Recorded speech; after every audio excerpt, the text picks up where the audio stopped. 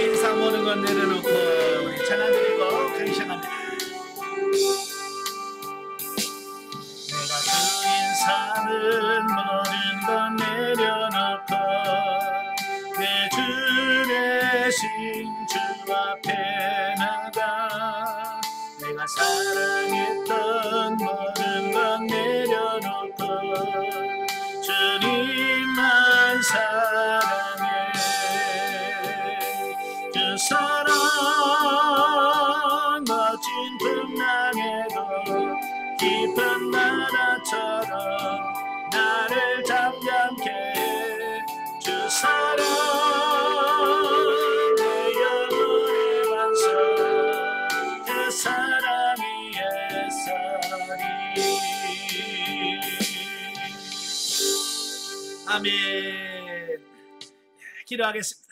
은혜로우신 아버지, 은혜와 사랑을 진심으로 감사합니다. 오늘 우리를 사랑하셔서 귀한 시간 알게 주시고 영성과 영적 치유에 대한 말씀을 나누기를 원합니다. 성령께서 우리 지각을 열어주셔서 정말 우리 영혼의 치유가 일어나게 하시고 우리 혼의 치유가 일어나는 은혜가 있도록 도와주옵소서. 시종을 주님께 맡겨오며 예수님의 이름으로 감사하며 기도합나이다. 아멘. 이 시간은 우리 영성과 영적 치유, 우리 57페이지 보도록 하겠습니다. 57페이지 혼에 대한 부분을 보겠는데요. 자, 지난 시간에 했던 것들 잘 한번 읽어보셨나요? 네, 한번 강의만 들어가지고는 안 됩니다. 집에서 한번 읽어보셔야 돼요. 자, 간단하게 한번 요약을 해보면 영의 치료는 어떻게 일어나는가? 두 번째 2장이 지난 시간에 영에 대한 부분을 같이 나누었습니다. 자, 영은 보면 우리 인간을 타락 이전에 아담의 모습을 이렇게 보여줬잖아요. 자, 여기 보면 영과 혼과 몸이 하나가 되어서 온전히 하나님의 뜻을 순종하는 이런 시대에 문제가 없었어요. 그죠? 이때는 아무 문제가 없어요. 문제는 뭐냐면 인간이 타락하고 나서가 문제가 돼요. 자, 인간이 타락하고 나니까 어떻게 돼요? 이 하나님과 관련된 영이 죽잖아요. 사망이라는 것은 관계가 끊어지는 걸 말하잖아요. 하나님과 관계가 끊어지는 것을 죽음 또는 사망이라고 표현하거든요. 그러다 보니까 이 연결돼야 될 이 영 끊어지는 거예요. 그래서 영과 혼이 대립을 하는 거예요. 대립. 이게 하나 돼야 되는데 이게 싸우는 겁니다. 대립. 또 뿐만 아니라 이 혼과 몸도 대립. 서로가 이게 하나가 안 되는 거예요. 그래서 우리 인간에게는 많은 문제가 발생하게 되는 부분을 보게 되고요. 우리 삶의 중심에 뭐가 들어가요? 자아가 이 삶의 중심에 자아가 딱 들어가서 중심을 딱 자리 잡고 있는 이런 모습들을 보게 돼요. 그러다 보니까 각종 문제가 발생할 수밖에 없는 그런 부분들을 보게 됩니다. 그래서 하나님께서 이제 영적인 치유 작업을 해 가시죠. 그 치유 작업은 뭘로 이루어지느냐? 영의 치료는 구원을 통해서 이루어지는 거예요. 구원.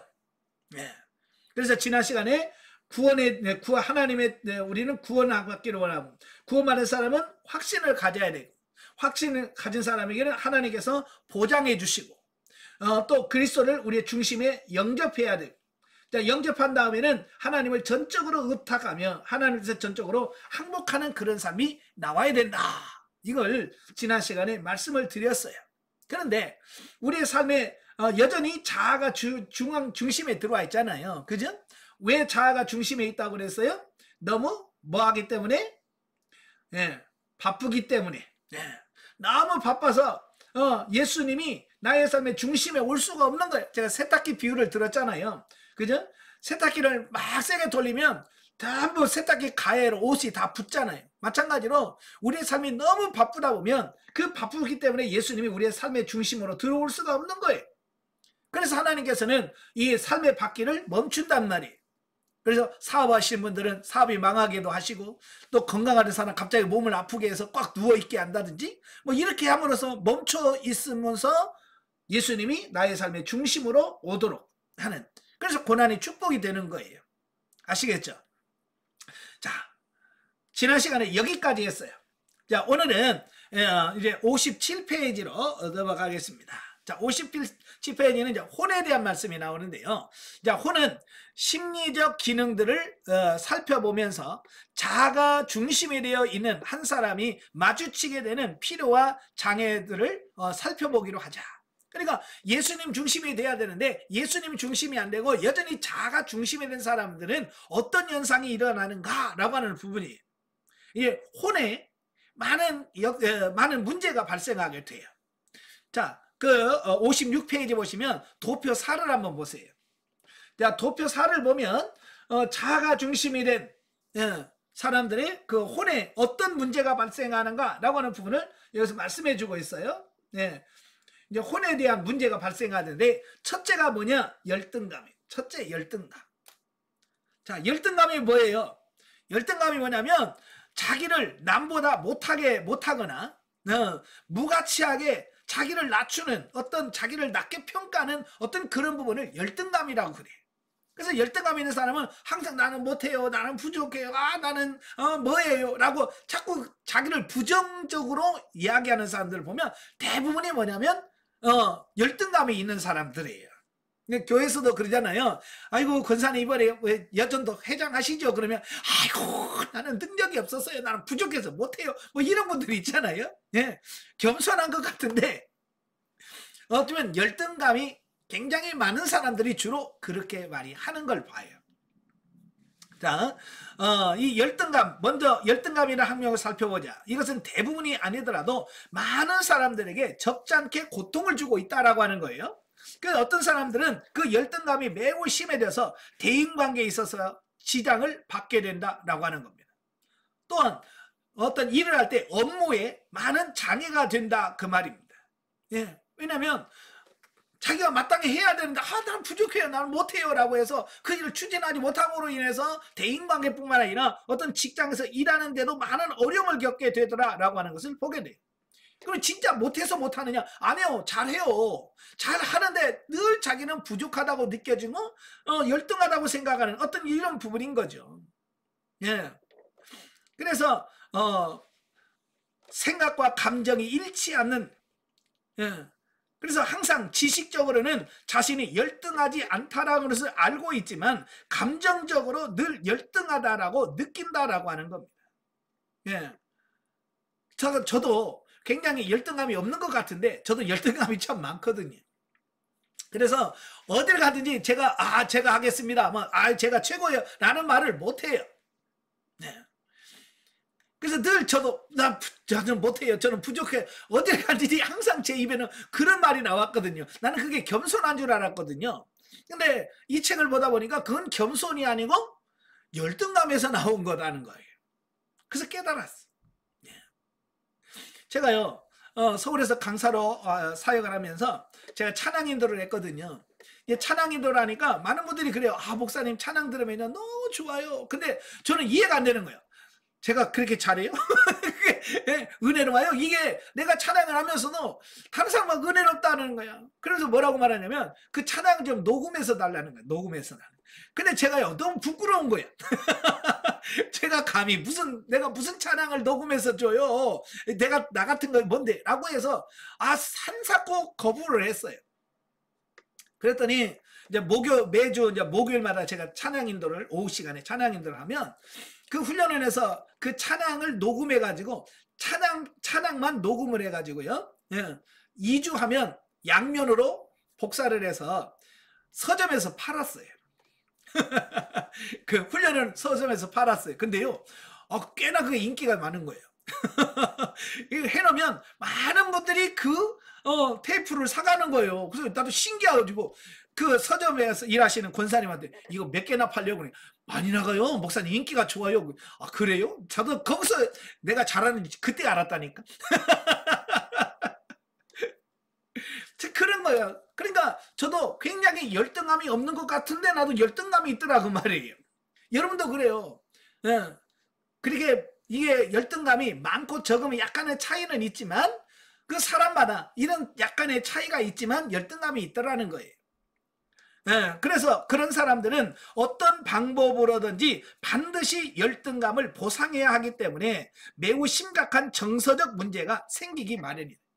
이게 뭔가 이게 보상을 해야 되니까 문제가 발생할 수밖에 없더라는 거예요. 자, 그 다음에 두 번째로 혼에 문제가 생기면 뭐냐? 불안감이 온다는 거예요. 자아가 중심일 때는 불안감이 온다는 거예요. 불안감. 자, 이것은 장래에 대한 무슨 일이 생겨날 것인가에 대한 두려움과 의심으로 가득한 상태, 즉 무서운 일이 반드시 닥쳐올 것만 같은 느낌에 사로잡혀서 항상 괴로워하는 상태를 말한다. 그러니까 늘 이 사람은 불안한 거예요.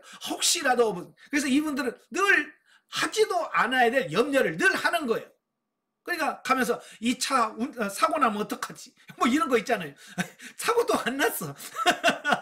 비행기 타면서 이 비행기 떨어지면 어떡하지? 그래서 맨날 그거 염려하고 걱정하고 이거 불안하니까 이제 그런 현상들이 나타나게 되어진다 그 말입니다. 예. 그래서 이렇게 되면 마치 벌레가 알을 낳듯이 이 불안감은 차례로 여러 증세들을 낳기 때문에 도무지 마음의 여유를 갖고 유쾌한 감정을 가질 수가 없다라고 하는 거예요. 그래서 이런 사람들은 결혼을 하게 되면 불안해. 그래서 질투심을 느끼고 질투는 시비를 일으킵니다. 그래서 이런 불안감을 갖고 있는 사람들은 주로 이제 의처증, 의부증이 나오게 돼요. 그래서 부부관계가 안 좋아. 그래서 맨날 싸우게 되어지고, 예, 그래서 이 좋은 관계를 맺을 수 없게 되는 어떤 이런 부분들을 보게 되더라는 겁니다. 뿐만 아니라 또 직장 생활에서도 늘 불안을 느끼면 직장을 잃지 않을까, 또 자천되지는 않을까라고 불안한다라고 하는. 그래서 결국은 그 두려움 때문에 무능력한 사람이 돼버리는 겁니다. 예. 자, 그 다음에 세 번째가 뭐냐? 부적감이에요. 부적감. 58페이지 맨 위에 세 번째 부적감. 이 부적감이라고 하는 것은 뭐냐면 어떤 기준이나 정도 따위에 맞지 않다라고 느끼는 감정이에요. 내가 여기는 안 맞아 라고 느끼는 어떤 그런 감정을 부적감이라고 말합니다. 이것은 두 가지 형태로 나타나는데요. 하나는 개인적 형태의 부적감이 있고 다른 하나는 어떤 상황에서만 부적감을 느끼는 형태가 있다라고 하는 겁니다. 그래서 이 개인적인 부적감은 열등감과 비슷한 현상으로서 거의 모든 상황에서 자신이 생활을 꾸려나가기에 전적으로 부적합한 존재라고 느끼는 것을 말한다. 그러니까 이 부적감을 느끼는 사람은 어딘지 거기에 끼질 못하는 거예요. 교회 가서도 적응을 못하는 겁니다. 왜? 내가 꼭 안 맞는 사람 같고, 예? 또 가족의 행사에서 내가 꼭 여기에 안 맞는 것 같고, 예? 내가는 꼭 없어야 될 사람이 마치 끼어 있는 듯한 이런 느낌을 가지고, 그러니까 어디든지 들어가지 못하는 어떤 이런 부분들을 보게 됩니다. 예. 또 어떤 사람들은 특정한 상황에서만 부족감을 느끼는 사람이 있어요. 예를 들면 어떤 사람은 가정에서는 자신의 가정에 대해서 역할에 대한 부족감을 느끼지만 직장에서는 전적으로 안정감을 느끼는 사람이 있습니다. 그죠? 예, 집에서는 완전히 무능해. 가장으로 아무도 역할을 못해. 근데 직장에서 가면 일 잘합니다. 대단합니다. 이런 사람이 있단 말이에요. 아마 여러분 중에 남편 중에 그런 분들이 있을 거예요. 집에서는 아무것도 안 해. 예? 무능하다고 그러는데 직장 가면 최고입니다. 대단하다고 그래요. 예, 이런 사람이 있단 말이에요. 이 사람 뭐냐? 집에서는 부족감을 느끼는 거야. 집에는. 그러나 직장에는 만족을 하는 거야. 거기는 안정되었죠. 그래서 이런 사람들은 뭐예요? 주로 이제 일 중독에 빠져요. 그래서 저녁에 퇴근하네? 그러면 아니요, 저는 일이 많이 있습니다. 집에 안 가고 직장에 남아서 계속 야근하고 이런 걸 하는 사람들 보면 바로 가정에 부족감을 느끼는 사람들이에요. 이 반대일 수도 있어요. 반대일 수가 있어. 예, 직장에서는 적응 못하는데 집에서는 최고야. 예, 자녀들은 최고의 아빠고, 예? 부인한테는 최고의 남편이고, 가정에서는 최고야. 가족들 사랑하는데 직장만 가면 일을 못해. 그 맨날 백수지. 예. 그죠? 이런 사람들이 있더라고 말이에요. 자, 이런 적응하지 못하는 어떤 감정, 이걸 부적감이라고 그래요. 그 다음에 네 번째가 뭐냐? 네 번째가 죄책감입니다. 죄책감. 이 죄책감은 뭐예요? 예, 내가 죄를 지었을 때 오는 가책, 이런 걸 말하잖아요. 그죠? 자, 여기서는 이제 두 종류의 죄책감을 고려할 수 있어요. 이게 죄책감에도 두 가지가 있다는 거예요. 두 가지가. 첫째는 뭐냐? 사실적인 죄의식. 이건 뭘 말하냐면 실제로 내가 죄를 짓고 나서 느끼는 죄의식을 말합니다. 그래, 내가 직접 죄를 짓고 나서 하는 어떤 죄의식이에요. 자, 이 부분은 뭡니까? 네? 이건 정말로 내가 자백하고 회개해서 그런 문제들을 풀어가야 되죠. 그죠? 내가 실제적으로 죄를 지었으니까. 요한일서 1장 9절에 뭐라고 그래요? 만일 우리가 우리 죄를 자백하면 저는 미쁘시고 의로사 우리 죄를 사하시며 모든 불의에서 깨끗게 하실 것이요. 예수님이 하나님 약속했어요. 회개하면 용서해 주겠다. 그러니까 내가 실질적으로 잘못했으면 어떻게 해야 돼요? 예? 하나님께 가서 하나님 내가 잘못했습니다 라고 실질적으로 고백을 하고 용서함을 받는 이 부분이 필요한 거죠. 근데 문제는 뭐냐면 두 번째예요. 59페이지 두 번째 단락에 보면 우리 모두에게 존재하는 사실적인 죄의식과 더불어 많은 사람들이 상상적인 죄책감 또한 가지고 있다는 거예요. 이건 내가 직접 지은 죄가 아니라 상상 속에서 죄의식을 느끼고 있다라고 하는 거예요. 그래서 이런 사람들은 자백하고 또 자백하고 또 자백하지만 여전히 나는 아직도 죄 문제에 빠져서 계속 괴로워하고 있고 고통스러워하고 있는 이런 모습들을 보게 되는 거야. 분명히 뭐래요? 자백하면 내가 용서해 줄게 라고 하나님의 약속이 있어요. 그런데 이 상상적인 죄책감은 그 용서함에 대한 해방감이 없이 늘 불안하고 죄의식에 빠져있는 이런 부분들을 보게 됩니다. 이 때문에 많은 사람들은 자신이 용서받지 못할 죄를 저질렀다거나 해결할 수 없는 죄가 있다고 생각합니다. 그들은 그것이 무엇인지 알지 못합니다. 무슨 죄를 지었는데 이건 몰라 모르는데 나는 죄인이야 나는 죽어야 돼. 그래서 맨날 분명하게 자기가 무슨 죄를 지었는지도 모르는 채 그냥 죄의식에 빠져서 사는 어떤 이런 부분들을 보게 되어집니다. 근데 이런 상상 속에 어떤 죄책감을 느끼는 사람들이 누구냐면 보통 어렸을 때에 충분한 사랑을 받지 못한 경우에 주로 많이 생긴다 그 말이에요. 그러니까 어렸을 때 부모로부터 정말 사랑을 받고 인정을 받고 그래야 되는데 어릴 때 태어나서 부모님이 바로 돌아가셨다든지 아니면 이혼을 해서 어떤 충분한 사랑을 받지 못했다든지 라고 했을 때 성장했음에도 불구하고 이런 상상적 죄의식에 빠져서 어려움을 겪고 있는 이런 부분들이 있더라라는 사실이에요. 예. 그래서 이 상상적인 죄의식은 그냥 평생 동안 따라다녀요.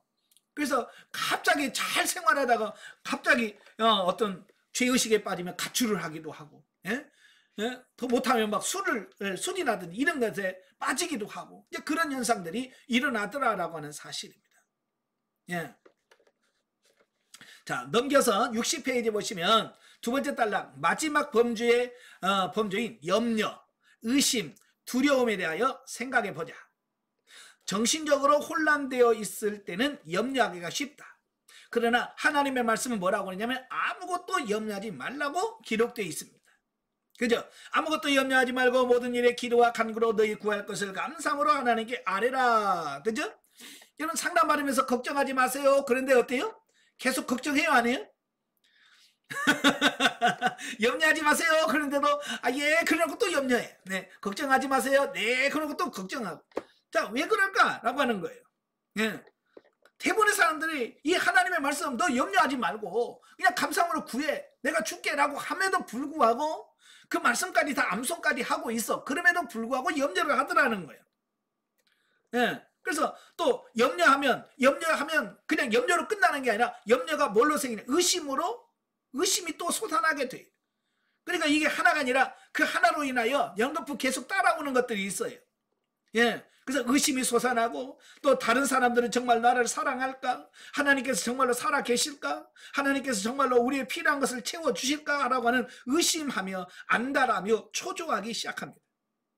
또 거기서 한 걸음 더 나가서 계속되는 의심들은 여러 가지로 두려움을 낳게 된다.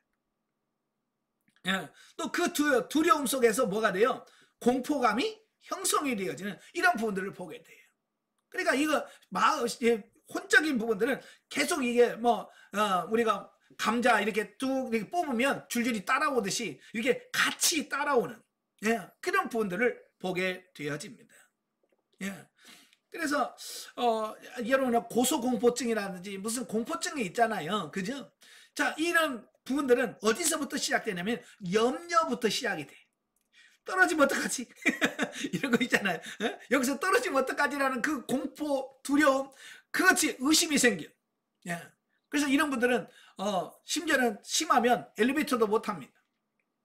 제가 우리 목회자들이 제가 베트남에 갔어요. 베트남에 가서 뭐 제일 길다고 하는 그 뭐죠? 케이블카를 타는데 어느 사모님이 나는 이런 거 못 타요. 무서워서 이런 거 못 타요. 그래서 아니 베트남까지 가가지고 다른 사람은 다 좋다고 가는데 사모님 못 가니까 목사님도 못 가더라고. 자기는 높은 데 이렇게 뜨면 고소 공포증이 있어서 그걸 못 한대. 네. 그래서 거기까지 가서도 못 타고 비행기는 어떻게 타냐니까 어떻게 겨우 탔대. 그러더라고요. 바로 이게 뭐냐? 염려증부터 시작을 하다는, 염려증부터 시작해서 그게 의심으로 가고 의심이 두려움으로 바뀌고 두려움이 공포로 가는, 이 연결 다 되어 있는 어떤 이런 모습들을 보게 되어집니다. 자, 이렇게 5가지, 앞에서 말한 5가지 증세들을 가진 사람들은 그가 아무리 여러 해 동안 예수님을 구주 혹은 주님으로 알아왔을지라도 아직 주님께 완전히 의탁하거나 의지하지 못하고 있다는 것을 말해준다. 그죠? 예수님 믿고 예수님 중심의 삶을 살았다면 이런 게 없어져야 되는데, 내가 지금도 아직도 염려하고 걱정하고 열등감에 빠져있고 죄책감에 빠져있다라고 하는 말은 여전히 뭐요? 예수님이 내 삶의 주인 되어지지 못하고 여전히 자아가 주인되고 있다라고 하는 그런 뜻이다라고 하는 사실이에요. 네. 아시겠죠? 자, 아까 그 도표 4번 보시면, 자, 보세요. 네. 이 자아가 중심에 있잖아요. 그죠? 자아가 중심에 있다 보니까 어때요? 혼에 이런 일들이 일어나게 돼요. 열등감, 불안감, 부적감, 죄책감, 또 근심, 염려, 두려움, 공포, 이런 부분들이 혼에서 발생할 수밖에 없다. 왜? 자아가 중심에 있으니까. 예수님이 내 삶의 주인 돼야 되는데 내가 주인 돼서 살다 보니까 이런 현상들이 일어나더라라고 하는 거예요. 자, 61페이지 보시면, 자, 우리의 내적 자아 속에는 이러한 것들이 진전되어서 상호간에 작용을 미치면서 결국 내적 혼란이 일어나게 된다. 예, 이런 여러 가지 부분들을 통해서 내적 혼란이 일어나는, 그래서 내적 욕구 좌절의 가정이나 직장에서의 문제 혹은 기타 다른 역경에서 오는 외적 스트레스가 합세되어 나타나는 더욱 복잡해진다라고 말씀하고 있습니다. 예. 그래서 이런 내적인 혼적인 부분하고 외적인 어떤 문제들하고 합쳐지면 이게 막 더 커지는 이런 역할을 한다 그 말이에요. 자, 원형 도표에서의 5가지 항목을 모두 빙 둘러 그 결과로 뭐냐? 욕구 좌절이라고 이름 붙여진 항목을 보게 될 것이다. 예. 자, 한번 도표를 한번 보시면, 자, 이런 모든 것들이, 예? 이런 것들이 합쳐서 뭐가 나라고요? 욕구 좌절. 내가 바라고 원하는 대로 이게 안 되는 것을 보게 돼요. 예. 그래서 이 욕구 좌절은 결국 뭐냐? 이 자아를 억압하는, 이 자아를 힘들게 만드는 거예요. 그래서 자아가 힘들게 돼요. 예. 자, 그 결과로, 그 결과는 골프 치는 것과 비교해서 설명할 수 있다. 공이 정통으로 중심에 맞으면 아주 멀리 날아간다. 반면에 중심에 맞지 않으면 그리 멀리 날아가지 못한다. 자아가 왕성히 살아있을 때 욕구 좌절이 들어오면 자동적으로 적대감이 강한 감정이 튀어나오게 되었더라 라고 하는 겁니다. 그러니까 이런 열등감이나 이런 게 자아가 팔팔하게 살아있을 때 이런 부분들이 오면 여기서 충격을 침으로써 큰 감정들이 튀어나오게 되고 폭발하게 되는 이런 부분들을 보게 됩니다. 그래서 가끔 보면 분노 조절이 안 이루어진다고 그러잖아요. 그죠? 조절이 안 돼가지고 막 뭘 집어 던져야만 뭐가 되고, 뭘 깨트려야만 뭐가, 뭐 던지고 이래야 풀리는 사람들이 종종 있어요. 혹시 여러분 중에 그런 분은 없으시죠? 예. 옛날 어르신들 보면 화나면 밥상 없고 그냥 밥 먹다가 밥상 탁 없고 뭐 그런 현상들이 나타나는 게 뭐냐면 바로 이 자아가 강하게 있는 데다가 여기다가 어떤 외적인 문제가 생기면 마치 골프공을 탁 치면 멀리 날아가서 그냥 폭발해 버리는 거예요. 예. 그래서 그런 현상들이 일어난다라는 겁니다. 문제는 어떻게 그런 적대감을 다룰 수 있는가 하는 점이에요. 그런 상황이 있을 때 이걸 어떻게 처신하고 이걸 어떻게 처리할 것이냐라고 하는 겁니다. 그래서 심리치료사의 주된 목적 중에 하나가 바로 그 부딪힘에서 오는 적대감을 어떻게 다루느냐라고 하는 이 부분이 바로 심리치료에서 굉장히 연구를 많이 하고 있습니다. 그런데 이 적대감을 다루는 그 방법을 배우자마자 그것이 다른 형태로 변형되어 곧 튀어나오기 때문에 그것이 문제다라고 하는 겁니다. 그러니까 이거요, 여기 하나를 막으면 다른 데로 또 돌출해 나오는 거예요, 이게. 예. 예, 참 그게 문제예요. 문제는 그 적대감을 다루는 방법이 아니라 그 적대감을 예방하는 방법이라는 사실이에요. 때로는 다른 사람, 대개 적대감을 받을 만한 아무런 이유가 없는 사람에게도 적대감이 발산되어지는데 그렇게 함으로써 적대감을 우리의 자아 구조 밖으로 끌어낸다라고 하는 겁니다. 한동안 유행어가 있습니다. 묻지마 폭행이라고. 그죠? 이유가 없어. 그냥 길 가다가 그냥 기분 나쁘다고 앞에 있는 사람 때리고 심지어는 죽이기까지 한단 말이에요. 왜? 그게 뭐냐면 바로 이거예요. 그 적대감을 발산하는데 어떤 뭐 상대가 없어 그냥 나오는 거예요. 자, 그래서 묻지마 폭행. 이거 주로 약한 사람에게 나온단 말이에요. 그래서 남자가 힘없는 여자들이나 어린 아이들에게 그런 무자비한 폭행 같은 이런 게 한다 그 말입니다. 자, 그렇게 함으로써 이 적대감이 이 자아 구조 밖으로 끌어내죠. 자, 그래서 내부의 압력은 다시 완화되지만 그렇게 하고 나면 좀 속이 풀리긴 해요. 네? 왜? 이거 폭발했으니까. 하지만 그러고 나면 또 뭐가 생겨? 죄책감이 생기죠. 내가 또 왜 그랬어? 그래 또 죄책감에 빠지게 돼. 그러면 또 죄책감은 욕구 불만을 또 증가시켜. 그리고 또 다른 적대 행위를 저지르게 되고 또 이게 계속 처리되지 않으면 계속 악순환이 반복되어집니다. 폭발하고 또 후회하고 또 폭발하고 후회하는 이 사람이 반복되어지는 어떤 이런 부분들을 보게 되는 거죠. 자, 심리치료를 통해서 적대감을 발산하는 수단으로 감정적 정화를 옹호하는 사람도 있다. 그러니까 이 심리하는 사람들 중에 예전에 보면 그런 게 있어요. 그 도자기 공장에 가서 그 깨트려야 될, 잘못해가지고 깨트려야 될 접시 같은 거, 이런 걸 잔뜩 그냥 갖다가 쌓아놓고, 막 화나면 어떻게, 막 접시를 막 던지면서, 와! 욕하면서 막 던지고. 예, 옛날에 그런 프로그램이 있었어요. 그죠? 예? 아니면 막 드럼통 같은 거 놓고, 네? 드럼통 놓고 야구방망이 놔요. 그래서 막 미운 사람이 있고, 그러면 와가지고 막 욕하면서 막 드럼통 두들겨 패고, 그러면서 이걸 발산하는, 푸는 거예요. 예. 한동안 그런 게 유행일 때가 있었어요. 예, 순간적으로는 그게 도움이 되는 것 같아. 예. 그러고 나면 좀 속이 후련하기도 하고요. 예, 그러나 이것이 치료적 분위기에서는 가능할 수 있지만 다른 사람이 적대감을 떨쳐버릴 만할 만큼 안락한 생활에 처해있지 않다라고 하는 겁니다. 그러니까 이런 거예요. 만약에 드럼통을 두들겨 패면서 감정을 푸는 사람은 옆에 드럼통이 있고 야구방망이 있으면 이게 풀겠죠. 근데 그게 없을 때는 어떻게? 예? 일반 집에서 드럼통 갖다 놓고 두들겨 팰 수 없잖아요. 그죠? 그러니까 그럴 때는 안 되는 거예요. 그 상황에서는 치료할 때는 거기서 막 두들겨 펴니까 되는 것 같은데 세상엔 그런 상황이 안 된다고 말이에요. 예. 왜냐하면 사회란 대체로 부정적인 감정에 대하여 부드럽고 사랑 넘치는 마음으로 용납하지 않는다라고 하는 겁니다. 다시 말하면 사회에서는 기다려주지 않아요. 자, 예를 들어서 이런 거예요. 여러분 은행에 가서 일부러 갔는데 은행 직원이 막 성질내고 화를 내. 그럼 여러분은 그 화 풀릴 때까지 가만히 기다리고 있습니까? 자, 그런 사람 손 들어봐요. 아무도 없어. 세상에서 그렇게 바쁜 사람 없어. 야! 너만 성질나, 나도 바빠! 그래서 같이 막 맞장구를 치고 그럴 거예요. 왜? 세상이 그렇게 녹록하지가 않다니까요. 네. 기다려주지 않아요. 그래서 많은 사람들이 이 적대감을 처리할 만한 수단을 갖지 못한 채 적대감을 가지고 산다는 거예요.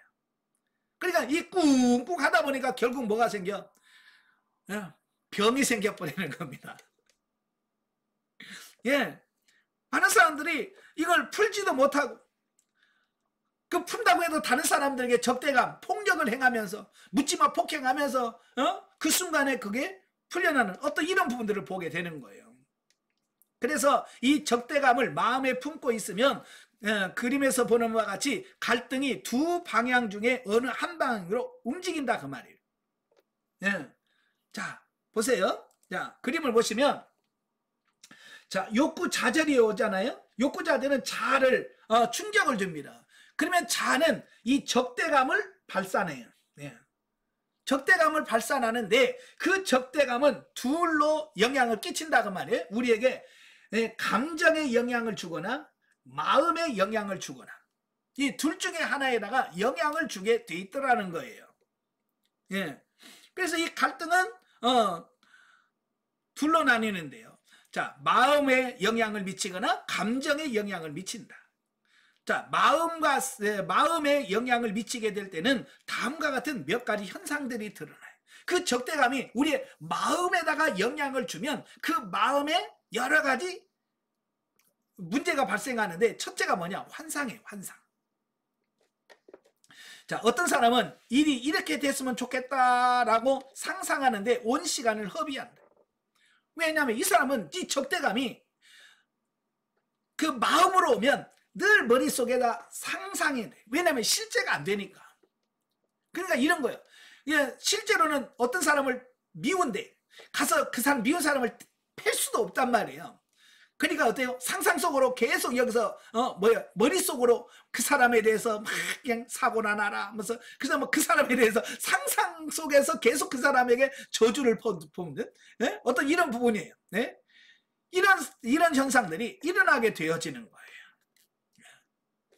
자, 우리가 가끔 환상을 실현시킬 수도 있으므로 이런 환상 중의 일부는 바람직하다. 예. 그러나 우리가 환상의 세계 속에 살다 보면 현실의 세계에서는 무력해지기 쉽다는 거예요. 그러니까 상상 속에서는 막 그냥 슈퍼맨이 되고 원더우먼이 돼서 막 사는데 막상 실제로 생활 눈을 딱 떠서 실제 생활 돌아오면 아무것도 안 되는 거예요. 그죠? 상상 속에서는 내가 재벌이 되는 거예요. 네? 상상은 내가 재벌이 돼서 막 비행기도 타고 다니고 그런데 딱 상상 끝나고 딱 현실로 오면 돈 없는 현실. 아무것도 없는 현실이 들면 더 낙심해 버리는 거예요. 예, 그게 반복되어지는 거예요. 그래서 점점 무기력해지는 거예요. 예, 무기력해져서 이런 경향이 있는 사람들은 정신병적 쇠약으로 인하여 정신분열증을 겪게 되고 마침내 비현실적인 세계에 살게 되더라라고 하는 겁니다. 예. 그래서 아무것도 안 하고 그냥 이불 속에 탁 들어가서 상상 속으로만 계속 자기 세상을 사는 이런 사람들이 생겨나게 되는 이런 부분들을 보게 되어집니다. 또 이런 사람들은 아예 그냥 아무것도 안 하고 무능력한 사람이 되기도 하지만 어떤 사람들은 이걸 뭐냐면 부적감이나 죄책감으로 기인하는 편집증에 걸리게 된다라고 하는 겁니다. 이게 뭔가 집중해서 그것만 모으는 사람들 있잖아요. 희한한 사람은 병뚜껑만 모으는 사람이 있고, 또 어떤 사람은 수석 모으는 거, 좋은 사람은 수석 모으고 막 이런 거잖아요. 뭔가 모으면서 거기에다가 가치를 두는. 다른 사람들 이 돌덩이를 뭐 하려고, 이건 아니야, 돌이 아니야 하면서 수석 있잖아요. 내가 보면 그 돌이나 그 돌멩이나 똑같은 돌멩이인데 그들은 막 거기다가 막 가치를 부여하고 막 이게 무슨 문이고 막 이렇게 한단 말이에요. 그러면서 자기만의 거기서 쾌감을 느끼는 어떤 이런 부분들을 보게 돼요. 네. 뿐만 아니라 이 부적감을 느끼는 사람은 항상 자기 자신의 실패를 다른 사람에게 전가시키려고 합니다. 이게 자기 책임이 없어. 전부 다 누구 때문이야 라고 모든 책임을 상대방에게 전가해버리는 그런 사람이 나온. 이것이 행동 양식으로 굳어버리면 자신은 자신의 기만을 믿기 시작합니다. 그래 자기가 믿고 싶은 것을 그대로 믿어버리는 겁니다. 예. 마침내 다른 사람이나 집단 실제로 그를 해하려 한다라고 확신하게 된다. 피해의식, 이 역시 자신의 벌을 받아야만 하다라고 스스로 느끼는 죄책감인 잠재의식에서 기인했다라는 사실을 보게 되어집니다. 그래서 가끔 보면 이 피해망상 또 과대망상 또 이런 사람들이 있잖아요. 예? 어떤 사람은 돈을 막 다 싸가지고 허리다 묶고 다니. 그래서 왜 그냥 도둑놈이 자꾸 자기 집 와서 훔쳐가려고 하는데 그런 사람이 있어요. 그래서 모든 돈을 그냥 은행에도 못 맡겨. 다 현찰로 다 바꿔가지고 여기다 꼬개꼬개해서 허리다 꼭 차고 다니는 사람들이 있어요. 그게 뭐냐면 바로 그 과대망상, 피해망상 이런 게 있는 사람들이 있어요. 네. 그래서 환상 속에서 그는 다른 사람이나 집단이 그를 물리적인 해를 입히려고 한다고 상상하기도 한다는 겁니다. 네. 이게 점점 심해집니다. 제가요 안양에서 목회할 때 어느 권사님이 가끔 기도하러 오셨어요. 그분은 이제 훈련 받으면서부터 알고 있는 분인데 이분은 그냥 맨날 오면 교회 오면 뭐라고 하냐면 자기 남편이 자기를 죽이려고 한다는 거야. 네. 네. 자기 남편이 자기를 죽이려고 한대. 오늘도 자기가 밥을 먹는데 밥에 독을 탔대. 근데 자기가 딱 보고 그걸 안 먹었다는 거야. 네. 그래서 나는 처음에 진짜 그 남편이 도깨비인 줄 알았어요. 네. 어떻게 부인을 죽이려고 밥에다 독약을 타? 이제 저는 이제 왜 남편을 안 만나봤으니까. 근데 어느 날 남편이 왔어요. 근데 남편을 봤는데 남편이 그런 분이 아니요. 그렇게 착해요. 근데 이 부인이 이 과대망상, 피해망상에 이게 사로잡히니까 계속 그 남편이 자기를 죽이려고 했다고 그러고 바로 옆집 여자하고 바람이 나가지고 둘이 옆집 여자하고 해가지고 자기를 죽이려고 한다고 막 계속 그런 얘기를 하는 거예요. 그러니까 아이고 나까지 나중에는 머리가 지근지근 아파. 그게 아니라고 아무리 얘기를 하면 목사님 몰라서 그런다. 목사님 안 봐서 모른다 그러고 아이고야 진짜 이거 어떻게 치료가 안 되더라고요. 네. 이게 심하면 그럴 수 있습니다. 자, 이렇게 이 환상 속에 빠진 이런 사람도 많아요. 예, 그래서 망상에 빠지게 되고요.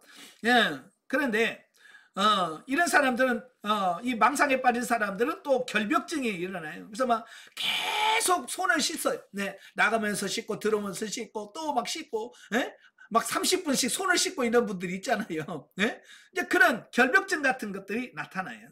그러니까 이런 이상한 현상들은 정신병이 아니라 좀 더 깊은 영적인 문제, 즉 자가 중심이 된 생활의 정신적 증세다. 원인은 이게 뭐냐면 결국은 뭐냐면 우리가 정신적 문제로만 보기 텐데 이 뭐냐면 이 자아가 중심에 들어와서 그래. 예수 그리스도가 중심에 들어와서 있어야 되는데 이 자아가 중심에 있다 보니까 이 자아가 이걸 감당을 못하는 거예요. 여기 환상이라든지 정신분열이라든지 편집증이라든지 강박관념이라든지 이걸 이 자아가 감당을 해야 되는데 이게 감당이 안 되는 거예요. 그러니까 결국은 이게 육신적인 것 같지만 영적 문제라 그 말이에요. 그래서 이걸 치료하려고 하면 이 영적으로 정신치료를 영적인 치유가 되어야 이 부분까지 치유가 될 수 있다는 거예요. 그래서 이런 사람들은 정신치료를 해봐야 그 당시에는 조금만 되는 것 같은데 또 바로 돌아오는 이런 문제들이 발생하게 된다. 왜? 이 중심에 자아가 빠지고 예수님의 중심에 들어와야 되는데 이게 안 들어오니까 다시 약을 치료를 안 하고 다시 자아가 중심이 돼서 또 분열 증상을 일으키더라는 사실이에요. 참 요즘에요 이 병원 중에서 잘 나가는 잘 되는 병원 성형외과도 있지만 제가 보니까 이 정신과 있잖아요. 정신과 병원은요 사람들이 미어 터집니다. 여러분 안 가봐서 모르시죠? 한번 동네 병원 큰 병원에서 정신과 한번 가보세요. 사람들이요 줄을 서 있어요. 줄을 서 있어요. 제가 몇 년 전에 저희 집사람이 머리 뇌종양 수술하고 이 수술하고 나서 그 선망 증세라고 하는 게 심해가지고 잠도 안 자고 막 그래가지고 그 안양의 샘병원에 가서 정신과 한번 가서 검사를 해보고 진찰해 보려고 병원에 전화했더니 오늘 예약하면요, 한 달 후에 됩니다. 오늘 예약을 하면 한 달 후에나 순서가 온대, 한 달 후에. 야, 그걸 보고 깜짝 놀랐어요. 이렇게 정신과 치료가 지금 한 달 정도 밀릴 정도로 이렇게 대성황을 이루고 있어요. 저도 저도 이제 한 달에 한 번씩 혈압약 타려고 내과에 가는데요. 내과 병원 앞에 정신과가 있거든요. 오후에 가면 내과는 사람이 없어요. 제가 가자마자 바로 들어가서 진찰을 하는데, 그 가면서 보면 문 열려 바로 앞에 정신과가 있거든요. 정신과는 항상 4-5명이 앉아 있어요. 참 그걸 보면서 이 내과보다도 이 정신과에 사람들이 많다는 거야. 예, 그만큼 지금 이 혼적인 정신적인 문제에 많은 문제가 있다는 것을 보게 돼요. 그게 뭐냐? 이 자아가 중심에 있기 때문에 나오는 현상이라 그 말이에요. 아시겠죠? 자, 64페이지 보시면 또한 욕구 자절은 혹은 다른 부분인 감정에 영향을 미친다라고 하는 겁니다. 그러니까 이 적대감이 이 마음에 영향을 끼치고 또 하나는 감정에다가 영향을 끼친단 말이에요. 감정. 예. 이 감정에 영향을 끼칠 때는 어떤 결과를 가져오느냐라고 하는 겁니다. 그래서 이 감정에다가 영향을 미치면 찾아오는 게 뭐냐? 우울증이에요. 우울증. 아마 여러분 교회나 여러분 주변에 우울증 환자들이 많지요. 그죠? 실제로 약을 먹고 치유하는 사람들은 많지는 않지만 제가 TV를 보니까 뭐라고 나오냐면 우리나라 안에 진짜 정신과 치료를 받아서 우울증 치료를 해야 될 사람이 전 국민의 15%에서 20% 된대. 정신과 의사가 우리나라 국민의 10에서 20%는 정신과 의사를 가서 정신과 치료를, 우울증 치료를 받으려면 그 우울증이 심하다라고 말해. 예, 심지어 예수 믿는다고 하면서도 바로 이 우울증 때문에 고생하는 분들이 참 많습니다. 예, 그래서 이 감정에 영향을 미치면 우울증으로 간다는 거예요. 그래서 발산되지 못한 채 마음에 있던 적개심은 우울증이 된다. 그는 자신을 억압한다. 그러니까 이 우울증이라고 하는 것은 뭐냐면 착한 사람들이 우울증 걸려요. 이 나쁜 사람은요 다 풀어요. 성질 팍팍 내면서 욕하면서 이걸 풀어버려. 그러니까 이 사람 우울증이 안 걸려. 근데 이 착한 사람은 다른 사람한테 말도 못해. 욕을 얻어먹어도 그냥 꿍 하고 참아. 꿍 하고 참다 보니까 결국 그게 참고 하다 보니까 그게 뭐예요? 이걸 가끔씩이라도 폭발을 해야 되는데 폭발을 못하고 쌓여놔. 그게 뭐예요? 그게 우울증이 되는 거예요. 네. 다시 말해서 이 압박을 다른 사람에게 발산하는 대신에 자신에게 적대감을 발산한다고. 그래서 보면 이 결혼 생활하다가 부인들이 우울증 있는 분들 보면 남자들은 굉장히 막 폭력적이에요. 네. 네, 폭력적이고 그 폭력적인 것을 이 견디다가 왜 화를 내면 남편한테 더 맞지. 그죠? 네. 남편한테 대들었다가 더 맞아. 그러니까 그걸 참고 꾹꾹 하다 보니까 결국은 이 안에서 폭발하지 못하는 그것 때문에 우울증이 생겨지는 거예요. 자, 그러다 보니까 이 우울증이 꽉 뭉치다 보니까 어때요? 그게 어디로 가느냐? 머리, 어깨 등에 강하게 압박을 가함으로써 가슴이 답답해지고 초조해지면서 무엇인가 마디마디마다 꽉 조여오는, 자, 이런 현상들이 벌어집니다. 그냥 아무 이유도 없어. 이유도 없는데 숨을 못 쉬겠다는 거 막 답답해. 넘어가. 그래서 병원 가면 아무 이상 없는데요. 뭐 심장 검사 다 해보고도 아무 이상 없습니다. 그런데 자기는 막 숨이 막혀서 죽는 거예요. 왜? 우울증 때문에 찾아오는 어떤 그런 현상들이다라고 보는 겁니다.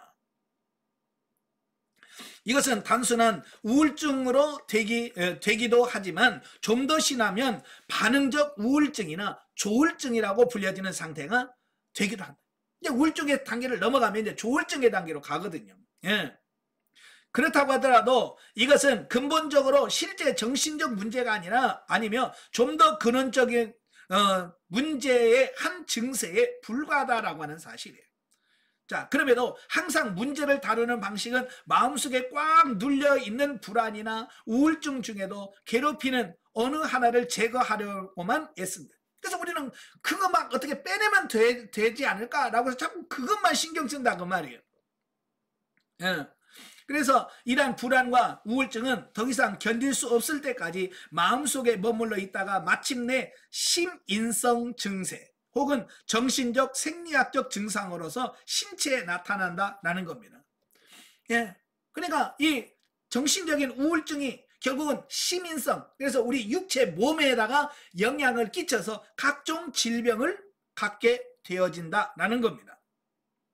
그래서 어떤 사람은 편두통의 원인이 되기도 하고 긴장성 두통이 될 수도 있고 어떤 사람은 신경성 위장장애로 제산제를 항상 갖고 다녀야 하는 경우도 있다라고 하는 겁니다. 그래서 이 신경성 위장장애는 위궤양을 초래할 수도 있다라고 하는 겁니다. 예. 그래서 일반적으로 정신적인 갈등에서 유래되는 질환으로 발진, 신경통, 천식, 두드러기, 급성복통, 호흡장애 등. 예, 그러나 이런 증세 중 많은 사람들이 심리적 갈등과는 전혀 상관없는 단지 신체적인 증세일 수도 있다는 점을 간과하지 말아야 된다. 그러니까 이런 증세가 있다고 다 우울증 증세가 아니에요. 진짜로 몸에 이상이 있어서 아픈 경우도 있고 이 심인성 질환으로 아픈 사람도 있는데 한 의학 박사의 추정에 따르면 모든 병자의 60에서 80%는 정서적 정신적 갈등에서 비롯된 심인성 질환에 걸려 있다라고 말한다는 거예요. 그러니까 머리가 아플 때 진짜 아파서 아픈 거냐, 바로 이 우울증에 비롯된 감정에서 나온 두통이냐. 근데 이걸 구분을 해야 되는데 이걸 구분을 못하면 병원 가서 치료하면 될 걸 자꾸 해서 병을 키워. 이거 그냥 아유 신경성이야 라고 그냥 넘어가는 경우도 있어요. 그래서 제가 몸이 아프다고 그러면 제가 항상 권하는 게 뭐냐면 그러세요. 그럼 병원에 가서 일단 치료를 한번 검사를 해보세요. 예, 진짜 이게 몸이 아파서 오는 경우도 있거든요. 그러니까 이게 몸이 아파서 오는 건지 아니면 심인성인 건지, 자, 이런 부분들을 일단은 구분을 해야 돼. 그래서 진짜 아픈 경우에는 약을 쓰고 치료를 해서 치유하면 나은 거잖아요. 예, 그러나 여기 말하는 60에서 80%가 바로 심인성 질환이라는 거예요. 그래서 병원에 가서 아파서 가는데 뭐 검사해보고 뭘 해도 뭐라 그래? 아무 이상 없습니다. 나는 아파 죽겠는데 아무 이상 없다고 그래. 이런 사람은 누구냐? 바로 의사들은 그러죠. 이거 신경성입니다. 바로 스트레스로 오는 여러 가지 질병이에요. 이런 분들은 뭐냐? 내 안에 우울증 같은 것이 심한 사람들. 자, 이런 사람들이 바로 이 심인성 질환에 많이 걸리게 돼. 그래서 뭐만 먹으면 막 잘 체한다든지, 예? 뭐만 조금 무슨 일 있으면 잠을 못 자고 밤새 막 한다든지 이런 사람들이 있잖아요. 바로 이런 분들은 바로 심인성 질환의 영향이 크다. 자, 누구든지 모든 지각에 뛰어난 하나님의 평강을 생활 가운데 가지고 있게 되면 정서적 갈등이란 있을 수 없다. 궁극적으로 이 같은 신체적 혹은 심인성 증세들은 영적인 문제라고 할 수 있다. 그러니까 이 정신과는 이 정신적 여기만 집중하기 때문에 문제가 풀릴 것 같으면서도 잘 안 풀리는 거예요. 그러니까 그들은 뭐하냐? 신경 안정제라고 해서 그냥 재워버려. 그냥 많은 사람들이 정신과 병원 가다가 이제 안 가네. 왜 가냐? 맨날 가면 그냥 약만 줘도 맨날 졸리고 그냥 그러니까 사는 것 같지도 않고, 그러니까 아예 그냥 정신과 치료 받으라 그러면 아예 그냥 제일 싫어하는 사람도 있다 그 말이에요. 예. 그러니까 이걸 잘 구분을 해서 하셔야 돼. 제가 목회하면서 우울증 환자 아주 심하신 분 두 분을 제가 목회를 했어요. 한 분은 집사님이신데 이래 아예 그분도 이 우울증이 너무 심해가지고 아예 살림을 못할 정도로, 거의 완전 무기력에 빠져가지고 아무것도 못할 정도로 빠졌을 때 영성훈련을 받게 되고 영성훈련을 통해서 회복되어지고 거의 치료되어서 저희 교회로 등록해서 저희 교회에서 다니셨던 집사님이 계셔요. 그러니까 그분은 이 훈련을 통해서 많이 치료가 되어지고 저희 교회에서도 완전 정상적으로 사역을 하시다가 다른 교회로 가셨는데 또 다른 권사님이 계셨어요. 어느 날 저한테 저희 교회 다니시던 여전우사님이 저한테 와서 그러는 거예요. 목사님, 귀신 들린 사람이 있는데 귀신 뺄 수 있어요? 나한테 물어보는 거예요.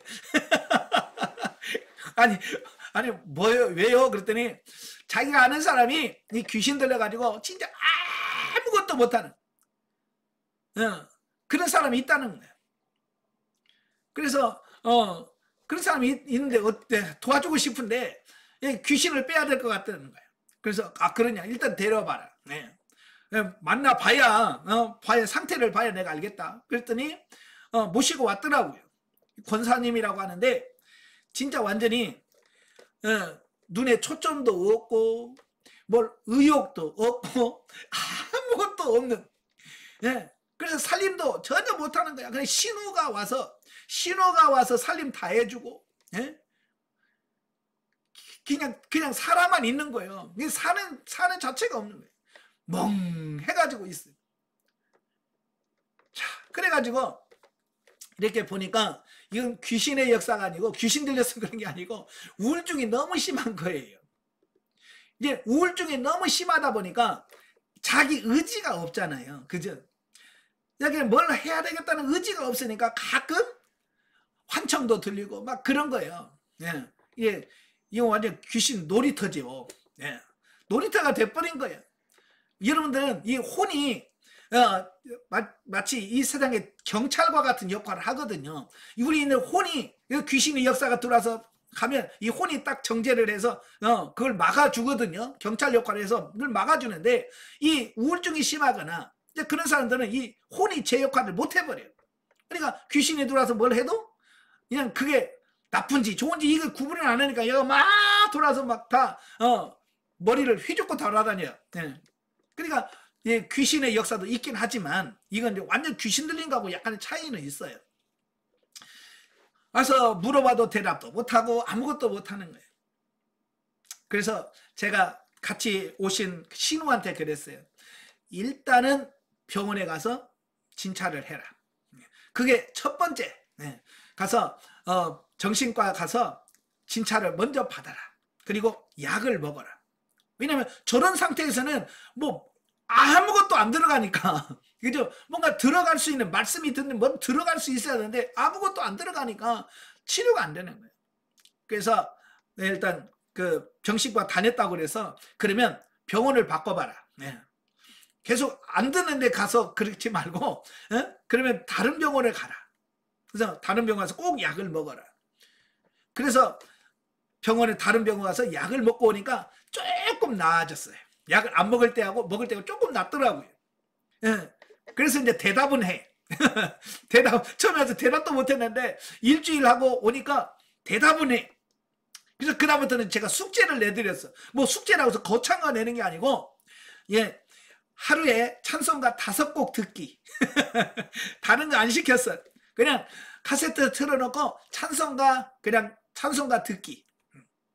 5곡, 최소 5곡, 하루에 5곡씩 듣기. 그것부터 시킨 거예요. 그래서 찬송가 듣기부터 시작하고, 그 다음에 찬송가 부르기. 그 다음에 찬송가 부르기 다음에 찬송가도 부르고 성경 한 장 읽기. 여기서부터 서서히 시작한 거예요. 그러면서 올 때마다 수요일날 오면 기도해주고, 또 금요일날 오면 기도해주고, 주일날 오면 안수 기도해주고, 계속 기도해주면서 집에서 숙제 내주고 그 검사하고 제가 올 때 정상적으로 회복이 돼요. 정상적으로 회복이 됐어요. 참 그런 분들이 참 많아요. 그러니까 이런 육신적인 부분도 있지만 영적인 부분도 해결하면 그 영적인 부분이 해결되면 정신 부분도 해결이 되는 이 부분을 보게 되는 거예요. 자, 그 도표 6을 한번 보세요. 도표 5를 한번 보시면, 도표 5를 보시면,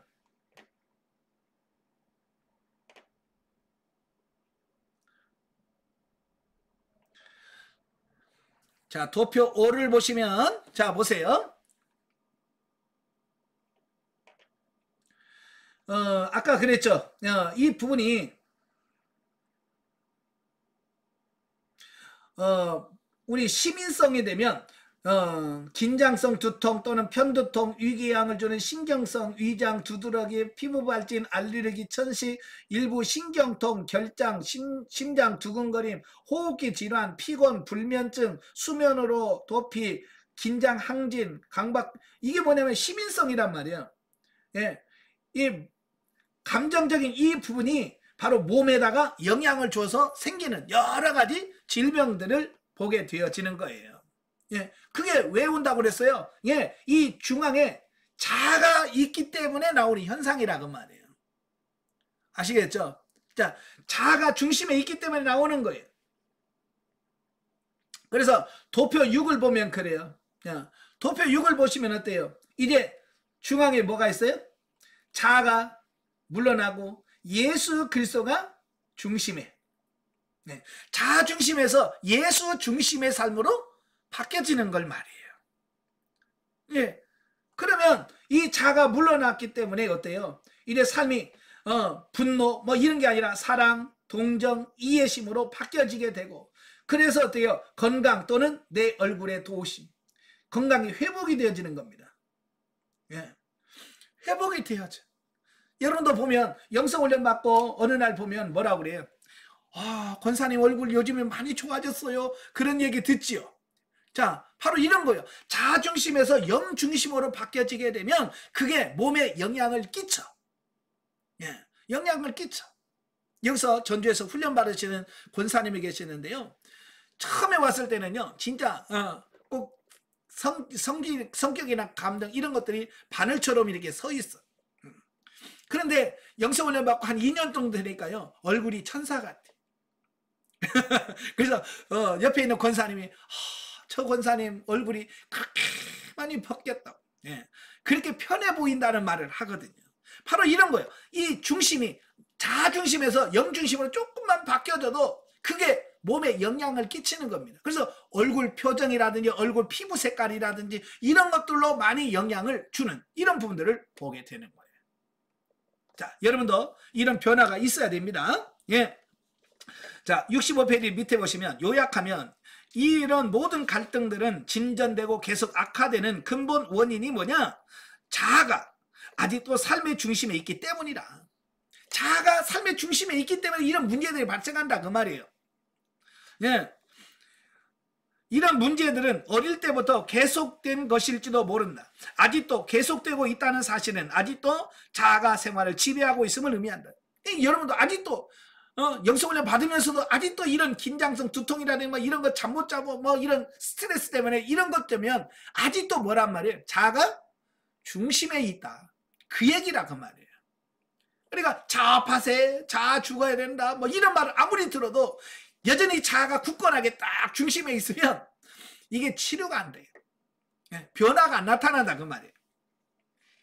네. 그것은 선한 자아일 수도 있고 악한 자아일 수도 있으며 중간적인 것일 수도 있으나 어쨌든 자아는 자아이며 자아가 지배하는 삶은 하나님과 적대적인 상태에 있다라고 하는 겁니다. 예, 자아 중심은 하나님과 원수된다고 그랬잖아요. 육신은 하나님과 원수된다고 얘기했잖아요. 근데 많은 그리스도인들 이걸 이해를 못하는 거예요. 특별히 선한 자아가 중심에 있는 사람들은요, 왜냐하면 사람 행동을 보면 기가 막히거든. 착한 일 많이 하거든요. 교회에서도 어려운 사람 잘 돕고 봉사도 열심히 하고 막 그러니까 사람들은 저 사람 참 착해 라고 얘기한단 말이에요. 그러나 그 선한 자아가 중심에 있으면 똑같아. 하나님과 원수된단 말이에요. 근데 그 사람한테 그런 사람한테 가가지고 자아 중심 그 자가 물러가 그 처리해야 되고 예수 중심으로 가야 된다. 그 사람이 욕한다니까. 예? 내가 뭘 문제인데. 자, 그렇게 말하니까 이게 치료가 안 되고 이걸 깨달지를 못하면 이 문제에서 해방될 수 있는 길이 없어요. 자, 심리치료에는 문제에 대처하는 능력을 길러주기 위하여 자아를 강화시킨다. 그러니까 이 세상적인 심리치료가 있잖아요. 아까 뭐 드럼통 깬다든지 뭐 접시 깬다든지 뭐 이런 거 있잖아요. 자, 이런 걸 통해서 이 문제가 해결되는 것은 뭐냐면 이 자아를 파쇄시키고 자아를 굴복시키는 게 아니라 이 자아를 강화시키는 겁니다. 자아를 강화시켜서 그걸 이겨내도록 하는 겁니다. 그러니까 성경적인 거하고는 정반대로 가는 거예요. 예. 그래서 심리치료 가지고는 근본적인 문제가 해결되지 않는다. 하나님은 이 자아를 완전히 처리하기를 원하셔. 파쇄하시고, 예? 자아가 아니라 예수님 중심으로 살기를 원하시는데, 예. 바로 이제 그래서 우리가 어떻게 하죠? 빨리 자아를 파쇄하고 예수님 중심의 삶으로 가야 된다라고 하는 것을 말씀해 주고 있습니다. 그래서 이 그리스도 중심이 딱 되면 더 이상 이 자아는 더 이상 주도권을 주장하지 않아요. 그래서 이제 주님의 말씀대로 순종해 가면서 따라가는 이제 그런 삶이 되어지더라라고 하는 사실입니다. 예. 자, 66페이지 밑에서 6번째 줄 보면 그리스도께서 삶의 중심에 계시면, 즉 주님 그리스도께서 당신의 생활을 주관하시면, 빌립보서 2장 5절의 말씀과 같이 너희 안에 이 마음을 품으라 곧 그리스도 예수의 마음이니 우리는 그리스도의 마음 즉 태도를 갖게 된다라고 하는 겁니다. 예, 예수님의 중심으로 와야 이제 예수님의 마음으로 우리가 살아갈 수 있게 되어지는 겁니다. 또 빌립보서 4장 13절에서 바울은 내게 능력 주신 자 안에서 내가 모든 것을 할 수 있느니라 라고 말씀하고 있고, 빌립보서 4장 19절에서 나의 하나님이 예수 그리스도 안에서 영광 가운데 그 풍성한 대로 너희 모든 쓸 것을 채우시리라. 예?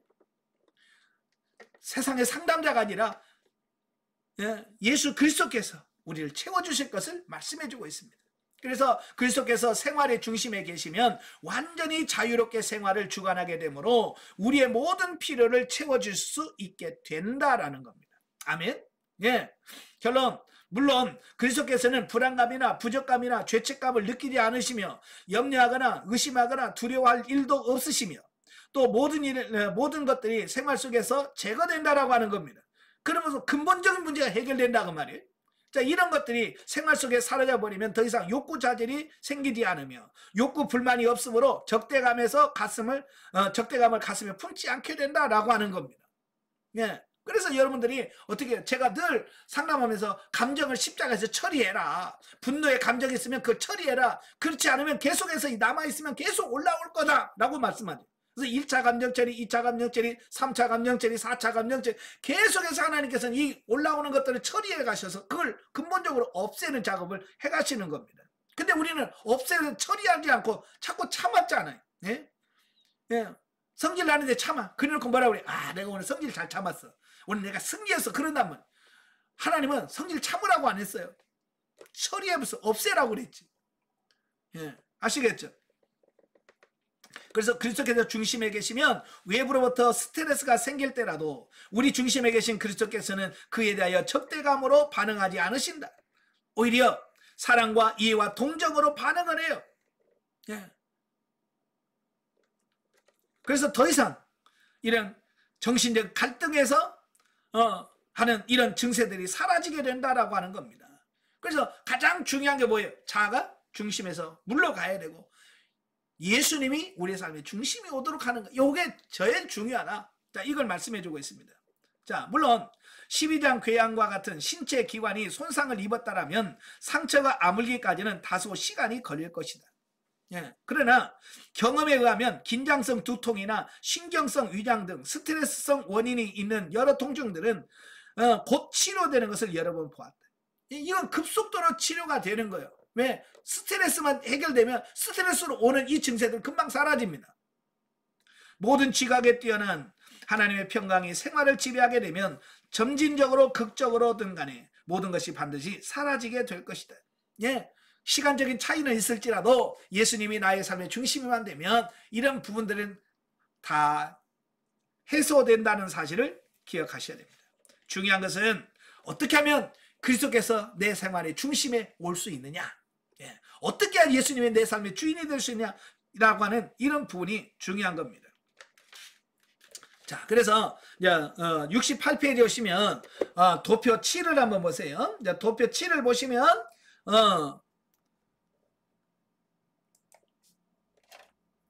자, 도표 7을 보시면 이래 양쪽 밑에 양 화살표가 있지요. 네, 여기요. 예. 자, 이걸 뭘 말하냐면 영원한 생명을 의미한다. 영생. 자, 영생을 상징하고요. 그런데 이 영생은 오직 한 분만이 영생을 가졌는데 그분이 누구냐?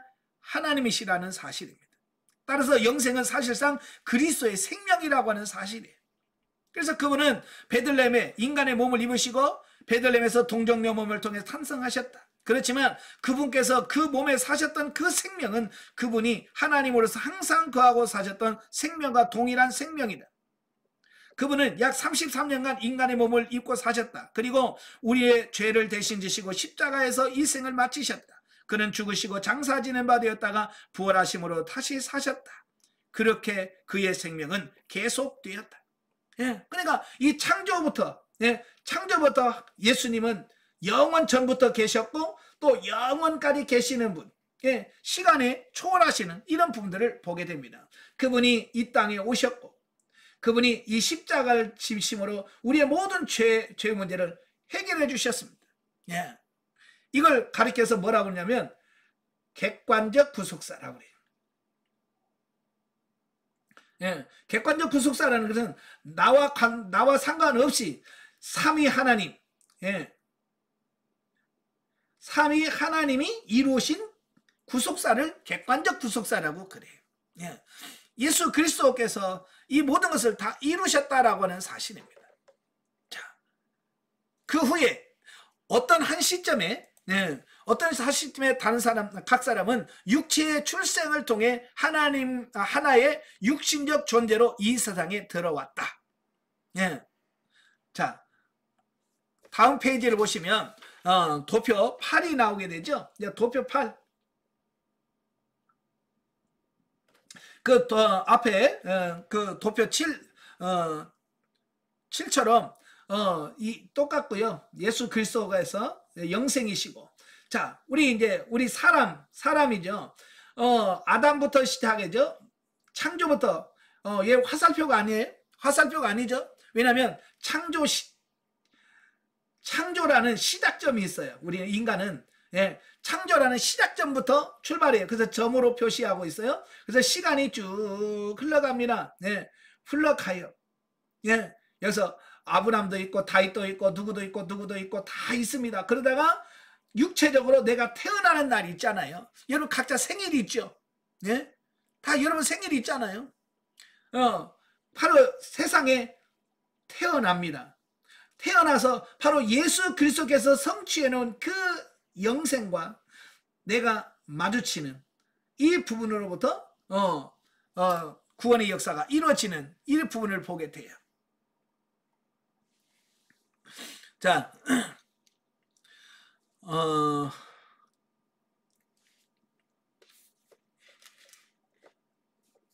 자, 69페이지 중간에 보면 이름으로 한 사람으로 말미암아 사망이 왔나니 이와 같이 모든 사람이 죄를 범하였으므로 사망이 모든 사람에게 이르렀느니라 그랬죠.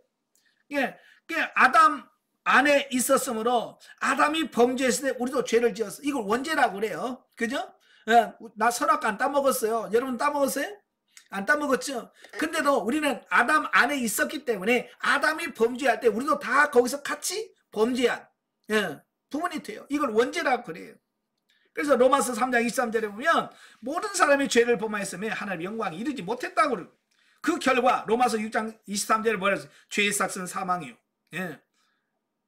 하나님의 은사는 예수 그리스도 안에 있는 영생이니라. 그 결과는 영원한 사망이라고 볼 수 있다는 겁니다. 그래서 이제 우리가 거듭나게 되고 중생하게 되어지는 이런 부분들을 보게 돼요.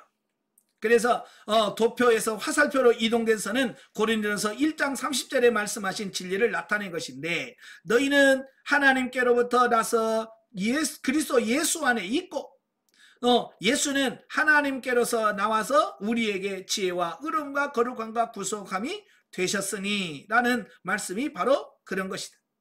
우리는 하나님의 영의 인도하심을 따라 옛 아담의 인생으로부터 벗어나 그리스도 안으로 들어갈 수 있다. 일단 우리가 그리스도 안에 있게 되면 우리는 영원한 존재 안에 있게 된다. 이제 시간의 기초를 둔 인생이 아니라 말 그대로 수백 명의 사람들에게 영생이란 무엇인가라는 질문을 해보았다. 그들은 첫 번째 대답이 글쎄 그건 결코 끝이 없는 생명이겠지요 라고 했다. 물론 사실이다. 그러나 이 대답은 반밖에 되지 않는다. 나머지 반은 우리가 예수 그리스도 안에 들어가면 우리는 미래뿐만 아니라 먼 과거까지 포함한 영원한 생명을 소유하게 된다는 사실이다. 예, 그러니까 내가 예수 그리스도를 믿고 거듭나고 중생하는 순간, 예, 예수 그리스도의 그 영생에 내가 참여하게 되는, 예, 내가 예수 그리스도를 믿고 거듭나고 중생하는 순간 예수님의 그 영생, 예, 영생에 내가 참여하게 된단 말이에요. 참여. 아시겠죠? 예. 바로 그 부분을, 그래서 영원한 생명을 소유한 자가 된다라는 겁니다. 자, 여기서 이제 우리가 중요한 것은 우리 사람은 하루 24시간 1년 365일 또 이런 1년 2년이라는 그 시간이라고 하는 그 속에 우리 사람은 갇혀서 살아요. 그죠? 그래서 항상 우리는 사람은 시간은 과거, 현재, 미래라고 하는 이 세 시제에 의해서 우리가 살아가거든요. 그래서 뭐 옛날 얘기, 옛날에, 예전에, 몇 년 전에 라는 과거를 얘기하잖아요. 그리고 현재 시점, 내가 지금 현재 있는 이 시점, 그리고 앞으로 내가 살아가야 될 미래가 있어요. 이건 사람의 시간이에요. 그런데요, 하나님의 시간은 우리와 달라요. 예, 하나님은 시간이 시작도 없고 끝도 없어. 영원한 거예요. 뿐만 아니라 하나님의 시간은 항상 뭐냐면 현재 시대입니다. 현재 시대. 그러니까 하나님은 항상 현재예요. 그러니까 창조 때도 현재고 지금도 현재고 예수님의 재림할 때도 현재예요. 그러니까 가끔 성경 읽다 보면 우리가 혼돈할 때가 있어요. 내가 지금이라고 말하잖아요. 내가 지금 해줄게. 그거 말할 때 우리는 지금 그러면 현재를 딱 생각하잖아요. 그죠? 근데 하나님은 그 지금이 2000년이 될 수도 있고, 예, 마지막 종말 때도 될 수도 있다고 말이에요. 왜? 하나님은 시간이라는 개념이 없어요. 하나님한테는 시간이라는 개념이 없어요. 항상 현재예요. 하나님은 항상 현재. 그러니까 이런 시간적 개념을 우리가 이해를 하셔야 돼요. 그래서 갈라디아서 2장 20절에 보면 뭐라고 그랬어요? 예? 내가 그리스도와 함께 십자가에 못 박혔나니. 저도요, 예전에 이거 말씀 때고 굉장히 머리 아팠습니다. 아니, 나는 그때 십자가 있기로 했었나? 나는 이제 겨우 몇 살인데 맨날 우리 시간에 내가 매여니까 바로 이 부분을 이해를 못했어요. 특별히 에베소서 1장 3절에 창세전에 하나님이 나를 창조하셨다, 택정하셨다. 이게 이해가 안 되는 거야. 내가 있지도 않은 나를 어떻게 선택했다. 근데 이 시제, 하나님의 시간과 우리 인간의 시제가 다르다는 것을 이해하면서 아하, 그렇구나. 그래서 이 원리를 이해하게 되면 바로 이 그리스도의 십자가에 못 박혀 죽는다고 하는 그 부분이 이해가 되어지는 거예요. 아시겠죠? 예. 그래서 우리는 예수님이 십자가에 못 박혀 죽을 때에 이미 우리의 과거, 현재, 미래의 모든 죄까지 다 포함한 모든 죄를 사하시게 되고 우리가 구원받게 되는 이런 부분들을 보게 되어집니다. 예. 그래서 이제 우리가 예수를 믿고 거듭나고 중생했잖아요. 예. 이제는 어떻게 해야 돼요? 거듭났다고 끝나지 말고 계속해서 영적으로 성장하고 성숙해 가는 우리의 삶이 되어야 된다라고 말씀하고 있습니다. 자, 73페이지 맨 위에 보시면 우리는 이제 이것을 사실로 받아들여야 된다. 예수님께서 십자가를 이 모든 것을 사실로 받아들여야 됩니다. 네. 또 그리스도께서 우리를 통해 사시고 일하시도록 위탁할 수 있다. 그러나 이보다 먼저 우리의 자아와 모든 자원이 종국에 이르러야 된다. 이 말은 뭐야? 죽어야 된다 그 말이에요. 네? 자아가 죽어야 된다. 바울은 이렇게 갈라디아서 2장 20절에서 내가 아니라 그리스도라고 표현했습니다. 이제 더 이상 내가 살면 안 돼. 그래서 내가 아니요. 그죠? 내가 아니요. 그리스도로 살아야 된다라고 말씀해주고 있습니다. 예. 그래서 바로 이 부분에 대해서 우리가 계속해서 말씀을 해주고 있습니다. 자, 그래서 우리는 이걸 73페이지 맨 밑에 따르면 여김, 다시 말해서 그리스도께서 함께 못 박히고 그리스도와 함께 부활한 사실을 믿고 그렇게 생각하면 의지적 선택의 행사인데, 하나님의 말씀이 그리스도 안에 있는 우리에게 해당된다고 알려주는 사실을 받아들이게끔 의지를 발현시켜야 됩니다. 이걸 여러분 의지를 들여서 그걸 믿음으로 수용하고 받아들여야 된다라고 하는 겁니다. 아시겠죠? 예, 그래서 믿음으로 구원을 받았듯이 우리가 하나님의 말씀은 우리의 육신의 지배를 받는 자인들이라는 사실과 아울러 우리가 그리스도의 죽음과 장사 지냄과 부활과 승천에 이미 참여하여 우리는 죄의 속박에서 해방됐다는 사실을 알려주고 있다. 이것도 역시 우리가 믿음으로 수용하고 받아들여야 된다라고 하는 겁니다. 이것은 감정이 아니라 우리의 의지의 결단으로 이루어지는 겁니다. 그래서 여러분이 의지를 동원해서 이걸 받아들이시길 바랍니다. 예, 그런데 이제 우리 사람들이 변화되어지는 부분들은 이제 사람마다 이게 약간씩 달라요. 어떤 사람은 뭐 급속도로 변화되는 사람도 있고 또 시간이 좀 걸리는 이런 사람도 있지만 어쨌든 저와 여러분들은 어떻게 해야 돼요? 변화되어지고 새로워져야 되고 예, 해야 되는 거예요. 가장 중요한 것은 이 자아가 빨리 물러나가야 된다는 거예요. 예, 이 자아가 처리돼야 된다는 것입니다. 예, 그래서 75페이지 자 위에서 네 번째 줄, 그러나 그 결과는 확실하다. 자는 왕자에서 내려오고, 예, 자가 이 내 주인의 자리에서 내려놔야 돼요. 내려와야 됩니다.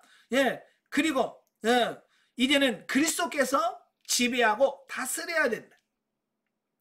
이것이 바로 성령 충만한 생활, 즉 성령의 지배를 받는 삶으로 가는 방법이다. 즉 우리는 십자가의 길을 통해서 새 삶으로 들어간다. 아멘. 예, 그래서 이 우리 자아가 완전히 죽어지고 파쇄되어지는 이런 부분들을 보게 되어집니다. 예. 자, 그 밑에 딸 보시면 GFI에서 우리는 때때로 어떤 삶이 예수 그리스도를 구주로 영접하고 나면 우리는 이런 말을 해준다. 결코 그리스도인의 생활을 당신이 살려고 애쓰지 마십시오. 당신은 주 예수 그리스도를 이미 당신 삶 가운데 초대했으니 당신 안에서 그리스도가 그의 삶을 살도록 하십시오. 이것이 바로 그분께서 당신의 삶 속에 들어오신 이유입니다. 예. 자, 이게 굉장히 중요한 거거든요. 이래 내가 예수 믿고 거듭나고 중생했으면 이래 내가 뭘 자꾸 하려고 하지 말아야 되는데 어때요?